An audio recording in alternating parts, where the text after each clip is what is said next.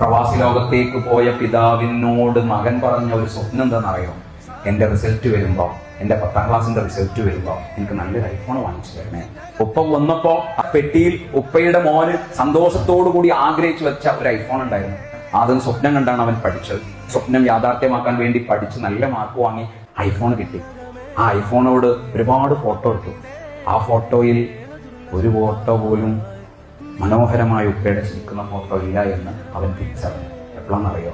പ്രവാസി ലോകത്തേക്ക് മടങ്ങിപ്പോകുന്നതിന് മുമ്പ് ഒരു ഓപ്പറേഷനിൽ ആ കുട്ടിയുടെ പിതാവ് ഉപ്പ മരണപ്പെട്ടപ്പോൾ ആ കുട്ടിയോട് പത്രത്തിൽ കൊടുക്കാൻ വേണ്ടി ഒരു ഫോട്ടോ ചോദിക്കുകയാണ്.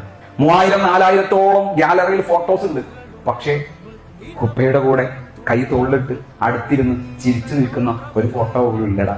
പക്ഷെ ആ ഐഫോൺ വാങ്ങി തന്നപ്പോ ആ പിതാവ് ആഗ്രഹിച്ചത് എന്താണെന്നറിയോ? എന്റെ മോൻ എന്റെ സ്വപ്നം നേടിയെടുത്തതിന്റെ പിന്നാലെ പോയപ്പോ വലിയ പ്രതീക്ഷ ഉണ്ടായിരുന്നു. സത്യത്തിൽ മക്കളെ, നിങ്ങൾ തിരിച്ചറിഞ്ഞിട്ടുണ്ടോ നിങ്ങളുടെ പിതാവ്?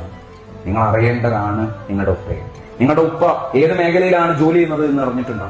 അറിയണല്ലോ നമ്മുടെ ഉപ്പ, നമ്മുടെ പിതാവ് എന്ത് ജോലിയാണ് ചെയ്യുന്നത്. നട്ടുച്ച വെയില നേരത്ത് അവരിങ്ങനെ അധ്വാനിച്ച് വലിയ കോൺക്രീറ്റ് കെട്ടിടത്തിന്റെ മുകളിൽ സൂര്യൻ ഉദിച്ചു നിൽക്കുന്ന, കത്തിച്ചൊലിക്കുന്ന സൂര്യന്റെ താഴെ അവർ ജോലി ചെയ്യുന്നതല്ലേ. അവിടേക്ക് നമ്മൾ ഒരു ദിവസം ഒന്ന് സഞ്ചരിച്ചു നോക്ക്. ആ ഉപ്പ ചെയ്യുന്ന ജോലി ഒന്ന് കണ്ടു നോക്ക്. നിങ്ങളുടെ കണ്ണുകൾ കലങ്ങും.